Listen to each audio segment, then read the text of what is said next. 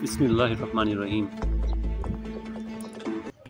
Welcome to my channel all type news. Report के पीछे principal secretary वज़ीर आज़म का हाथ है, जहांगीर का बड़ा इल्ज़ाम।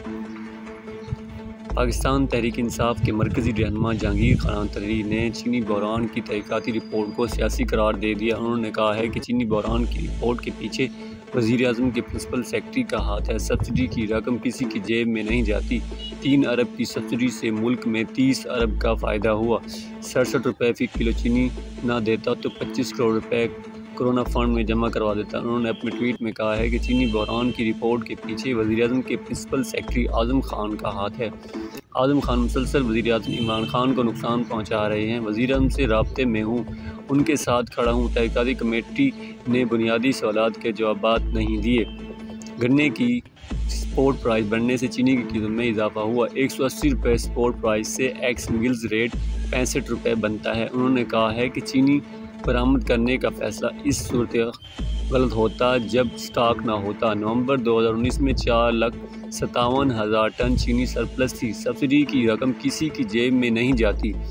चीनी की एक्सपोर्ट बढ़ने से मुल्की बरामदात को फ़ायदा हुआ। 3 अरब की सब्सिडी से मुल्क में 30 अरब का फ़ायदा हुआ। यूटिलिटी स्टोर्स को 20,000 टन चीनी 67 रुपये फ़रोख्त की। 67 रुपये फ़ी किलो चीनी देकर अवाम को 25 करोड़ रुपए का फ़ायदा पहुंचाया। 67 रुपये फ़ी किलो चीनी ना देता तो ये रकम 25 करोड़ रुपए कोरोना फंड में जमा करवा देता। उन्होंने कहा है कि तहक़ीक़ाती कमेटी को चीनी महंगी करने की धमकी की बातें बेबुनियाद हैं। हमारा ग्रुप कमीशन और तहक़ीक़ाती कमेटी से ताउन कर रहा है। वाज़ेह है, जहांगीर तरीन को टास्क फोर्स बराए ज़राअत की सरबराही के ओहदे से भी हटा दिया गया है। बताया गया है कि कमीशन की रिपोर्ट आने के बाद मज़ीद कार्रवाई अमल में लाई जाएगी। इसी तरह वज़ीर खुराक पंजाब समीउल्लाह हक चौधरी ने भी इस्तीफ़ा दे दिया। उन्होंने कहा है कि मुझ पर इल्ज़ाम है कि वज़ीर खुराक की इस्लाहत ना करने से गंदम बहरान पैदा हुआ। जब तक इल्ज़ाम से बरी नहीं हो जाता वज़ारत नहीं संभालूँगा।